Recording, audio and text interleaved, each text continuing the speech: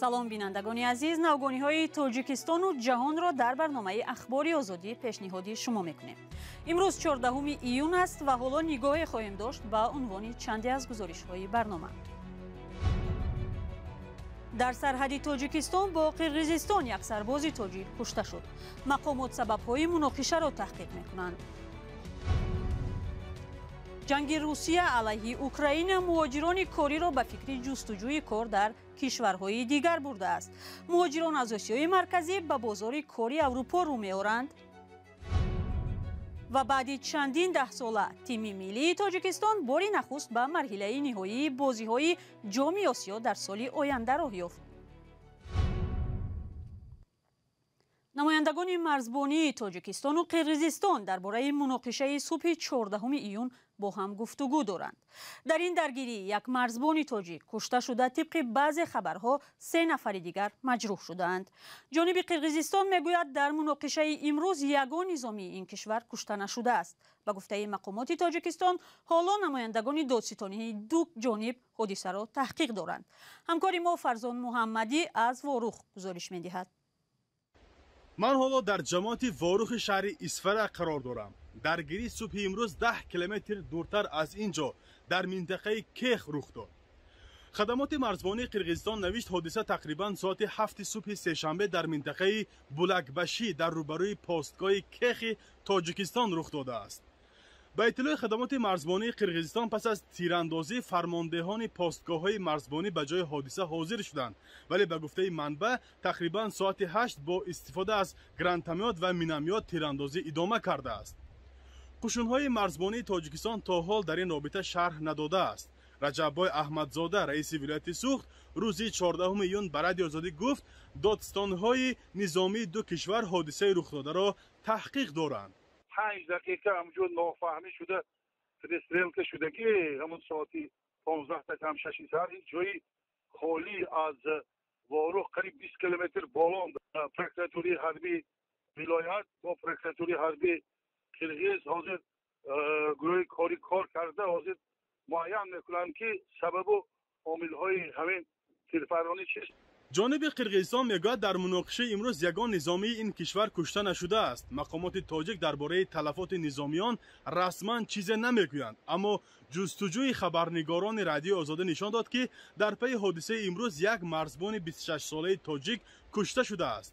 Муродбек Маҳмадқулов зодаи ноҳияи Дӯстии вилояти Хатлон буд ва то анҷоми хизматаш 4 моҳи дигар боқӣ мондааст. хабаргузории Азиплюс навишт, 3 марзбони дигари тоҷик захмӣ шуданд. феълан вазъият дар Ворух ором аст. субҳи имрӯз бархе расонаҳои русия аз қавли мақомоти вилояти Бодканди Қирғизистон навиштанд, ки Тоҷикистон сокинони Ворухро мекӯчонад, вале мушоҳидаи мо нишон медиҳад, ки сокинони Ворухро накӯчондаанд. роҳ ба самти деҳаи Ворух, ки аз миёни деҳаи Оқсои Қирғизистон мегузарад, кушода аст. давоми 10 рӯзи ахир бори дуввум аст, ки дар марзи Тоҷикистону Қирғизистон байни сарҳадбонони ду кишвар тирандозӣ сурат мегирад. рӯзи 3 июн дар марзи Тоҷикистону Қирғизистон байни сарҳадбонони тоҷику қирғиз тирандозӣ сар зад ва ба гуфтаи мақомоти Бишкек 2 сарҳадбони он кишвар захмӣ шуданд. тақрибан нисфи аз марзи 970 километрии Тоҷикистону Қирғизистон таъину аломатгузорӣ нашудааст ва аз ин сабаб байни сокинони ду тарафи марз барои обу замину чарогоҳ муноқиша сар мезанад. Фарзон Муҳаммадӣ, Мулло Раҷаб Юсуфӣ, Радиои Озодӣ аз ҷамоати Ворух. барномаро бо гузоришҳои дигар пай мегирем. ҷанги Русия алайҳи Украина ва зарари он ба иқтисоди кишварҳо то андозае ба фикру нақшаҳои муҳоҷирони корӣ ҳам таъсир кардааст. баъзе муҳаққиқони ин масъала мегӯянд, муҳоҷирони корӣ ки ба кор дар Русия одат карда буданд, ҳамакнун дар фикри тарки ин кишвар ва ҷустуҷӯи кор дар давлатҳои дигар мешаванд. айни замон, ба гуфтаи таҳлилгарони дигар, бо вуҷуди ҷангу таҳримҳои ғарбӣ, тағйири ҷиддие дар бозори кори муҳоҷирон дар Русия мушоҳида намешавад. ҳамкорам Хиромон Бақозода андешаҳои чанд таҳлилгарро дар ин бора омӯхтааст ва ҳоло дар студия бо мост. Хиромон, назари таҳлилгарон чи аст? То куҷо Русия ҳамоно макони асосии ҷалби муҳоҷирон аз Тоҷикистон боқӣ мемонад? البته برای چنین خلاصه های کلان تحقیقات فراگیر در تاجیکستان هم لازم می شود زرنگیست، ولی بر اساس تحلیل و تحقیقات دسترسی که خود سازمان های روسیه انجام دادند دیده می شود که شمار کارجویان تاجیک در روسیه کم نیست. بر اساس آمار وزارت کارهای داخلی روسیه در اول ماه می در این کشور بیش از 1,200,000 شهروند تاجیکستان قرار داشته است. البته نه همه آنها با مقصد کار رفتند، ولی بنا به آمار رسمی در مقایسه با یک سال پیش، سال پاندمی، شمار شهروندان تاجیکستان 56% زیاد شده است. این زمان حضور مهاجران از مولدووا، اوکراین، ارمنستان و آذربایجان کم می شود و ظاهرا سبب اساسیش هم جنگ و تاثیر آن می باشد. در مورد اینکه مهاجران درباره وضع و شرایط کارشان در روسیه چی نظر دارند، مثلا یک پرسش اکادمی خواجگی خلق روسیه که در نزد پرزیدنت روسیه عمل میکند در مرکز مهاجرت صخره و در مسکو یک پرسش برپا کرده است و این پرسش نشان داده است که 6% مهاجران گفتند که در یک ماه بعد شروع جنگ در اوکراین بیکار ماندند. اینچنین 8% پرسیده شده ها گفتند که در شرایط فعلی امکانی به خانواده فرستادن پول را ندارند، ولی 62% گفتند که هیچ تغییرات در کار و زندگیشان ایجاد نشده است. البته ما گفتن نمیتوانیم که تا کجا این ارزیابی ها خالصانه و واقع بینانه هستند، ولی همین چیز معلوم است که برای صدها هزار شهروندان تاجیکستان روسیه در مدت بیش از 13 ساله مکانی آشنا برای کار شده است و طور متخصصان مهاجرت میگویند برای تغییری سمت کار و درآمد کردن شهروندان فرصت لازم می شود. تشکر. و اصلا یگان تمایل های نو در مهاجرت کاری بعد شروع جنگ روسیه در اوکراین مشاهده نشده است خیرامان؟ تمایلی که میتواند با دوامدار شدن جنگ جدی‌تر شود این راه یافتن مهاجران از آسیای مرکزی به بازار کار اروپا می باشد. مثلا سازمان جهانی مهاجرت میگوید که بعضی کشورهای اروپایی به طور دو جانبه با کشورهای آسیای مرکزی سازشنامه امضا کرده برای کارهای موسمی نیرو جلب میکنند، مثل که در مثال بریتانیا و تاجیکستان و قرقیزستان دیده شد.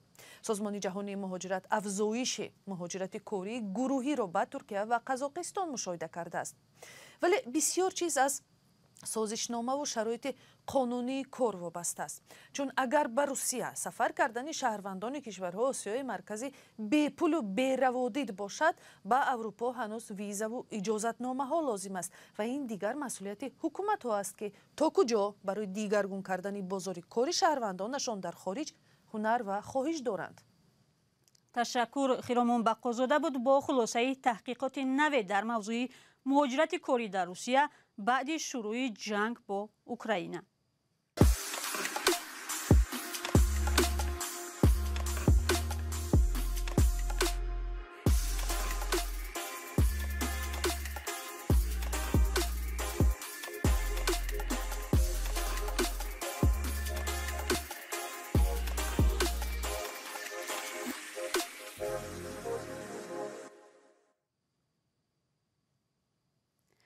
جو بایدن رئیس جمهوری آمریکا چند پیش اعلام کرد که ممکن است با کشورهای خاور میانه از جمله اسرائیل و عربستان سعودی سفر کند. در این میان توجه به سفر او به ریاض زیاد است، چون او قبل از رئیس جمهور شدن رهبران عربستان سعودی به خصوص شاهزاده محمد بن سلمان را سخت تنقید میکرد. حالا سبب سفر به ریاض چی میتواند باشد؟ گزارش را در این باره همکارم طاهری سفر تقدیم میکند. جو بایدن از آمادگی قصر سفید برای سفر به خاورمیانه به ویژه اسرائیل و عربستان سعودی خبر داد. من سر این مسئله کار میکنم که چگونه میتوانیم در کشورهای خاورمیانه صلح و ثبات را به دست آوریم. شاید من با اسرائیلی ها و بعضی کشورهای عربی ملاقات کنم، از جمله امیدوارم از عربستان سعودی دیدن نمایم، اما حالا برنامه دقیق ندارم.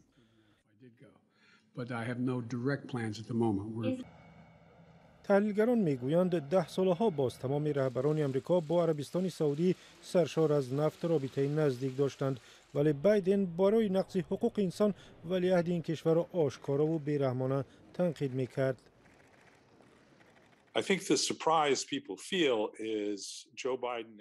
به فکرم آدمان از آن در تعجبند که جو بایدن همچون نامزد ولیعهد عربستان سعودی محمد بن سلمان را برای دست داشتن در طرحریزی قتل جمال خاشقچی در ترکیه بیرحمانه تنقید میکرد.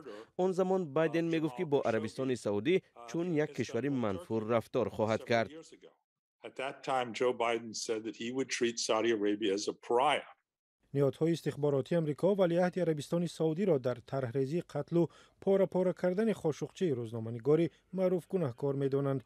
محمد بن سلمان این ادعا را رد می‌کند. نید پرایس سخنگوی وزارت کارهای خارجه امریکا درباره مناسبت‌های دوجانبه گفت که در 16 ماه اخیر پیشرفت‌های چشمرس به دست آمده است.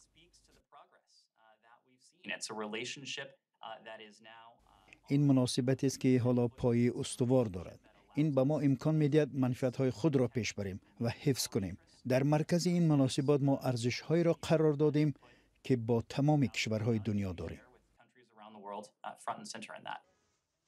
کارشناس ریدل میگوید ختم جنگ و رنج و گرسنگی در یمن یکی از هدف‌های مهم پرزیدنت بایدن است.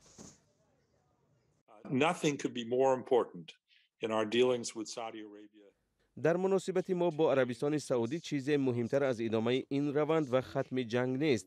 در صورت حفظ این سازش و ادامه آن با راه حل سیاسی نزاع، پرزیدنت میتواند جان ده‌ها هزار نفر را نجات دهد.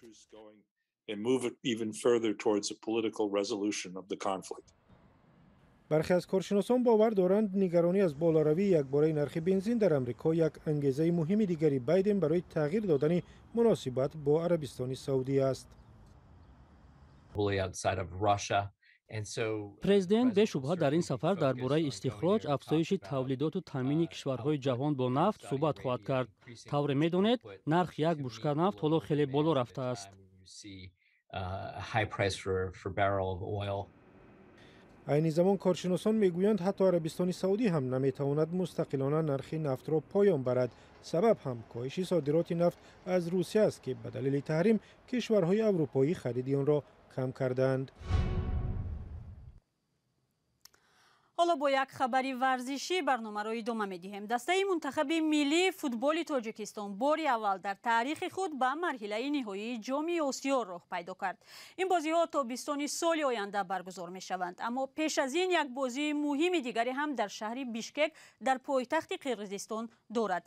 در این باره شارح ورزشی رادیوی آزادی نرزالله لطیف شرح را آماده کرد که همراه می‌بینیم. نوابسته از نتیجه بازی دور سوم و آخرین مرحله انتخابی جام آسیا 2023 در گروه F که در بیشکک مقابل تیم ملی قرقیزستان برگزار می شود، منتخب تاجیکستان تحت رهبری متخصص خرواتی پیتر سگرد به مرحله نهایی قهرمانی قاره راه یافت. بازی میان تیم‌های ملی قرقیزستان و تاجیکستان 14 ایون در ورزشگاهی به نام دالان آمرزاقوی بیشکک ساعت 20 به وقت دوشنبه آغاز می‌یابد. بازی‌های دور آخرین در این گروه چندان ارزش مهم ندارند، زیرا دسته‌های تاجیکستان و قرقیزستان که 6 امتیازی گرفتند عملاً به مرحله نهایی جام آسیا 2023 راه یافتند. اما هر دو دسته برای در گروه غالب شدن تلاش می‌ورزند. منتخب تاجیکستان را در این بازی نتیجه مساوی هم قناعتمند می‌کند.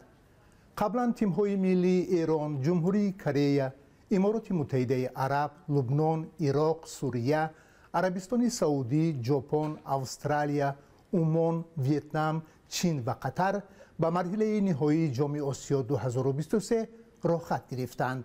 اما حالا معلوم نیست مرحله نهایی جام آسیا 2023 در کدام کشور برگزار می شود، چون که چند پیش چین از برگزاری این بازی ها دست کشید. کنفدراسیون فوتبال آسیا روز 17 اکتبر امسال در کجا برگزار شدن مرحله نهایی جام آسیا 2023 را معلوم می کند. دادگاه حربی خوجند یک سرباز نیروهای مرزبانی را برای قصداً به قتل رسانیدن همخدمتش به 10 سال و سردار دیدبانگاه مرزی را به 1 سال زندان محکوم کرده است.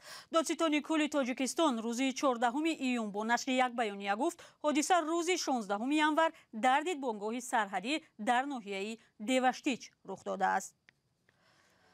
اخبار آزادی امروز به آخر میرسد. تا برنامه‌های دیگر خدا نگهدار شما.